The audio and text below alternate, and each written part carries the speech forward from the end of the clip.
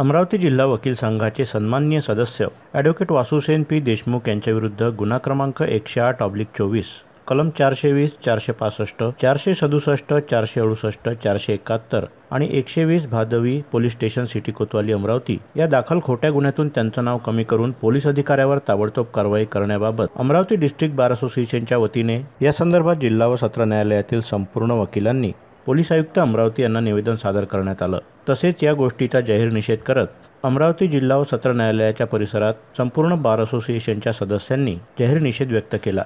Advocate वासुसेन Deshmukh यांच्याकडे त्यांचे पक्षकार इक्बाल भुरेखान आले असता यांच्यासोबत झालेल्या व्यवहाराची टोकन चिठ्ठी दाखवली व आपल्याला या शेताचा सौदा करायचा आहे असं सांगितलं। त्यावर ॲडव्होकेट वासुसेन देशमुख यांनी सांगितले की आपण याची जाहीर नोटीस देऊ।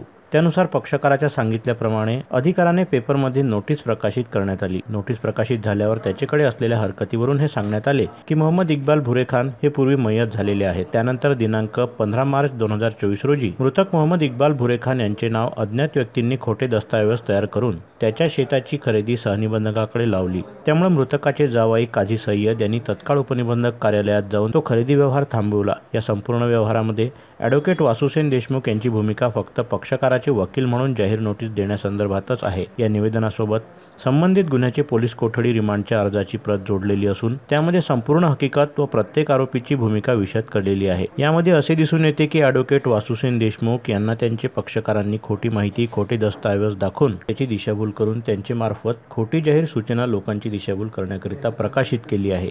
असे असताना संबंधित तपास अधिकाऱ्यांनी कोणतीही शहानिशा न करता जाणून बुजून द्वेषपूर्णरित्या ॲडव्होकेट वासुसेन देशमुख यांच्याविरुद्ध खोटा गुन्हा नोंदवला आहे।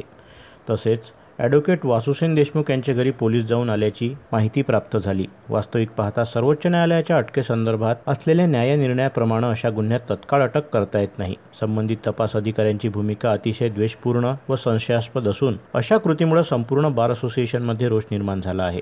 त्यामुळे ॲडव्होकेट वासुसेन देशमुख यांचे नाव गुन्ह्यातून कमी करून तसे पत्र न्यायालयात देण्यात यावे व संबंधित अधिकाऱ्यावर कठोर कारवाई करण्यात यावी, अन्यथा याविरुद्ध प्रखर आंदोलन करण्याचा इशारा अमरावती डिस्ट्रिक्ट बार असोसिएशनने दिला आहे।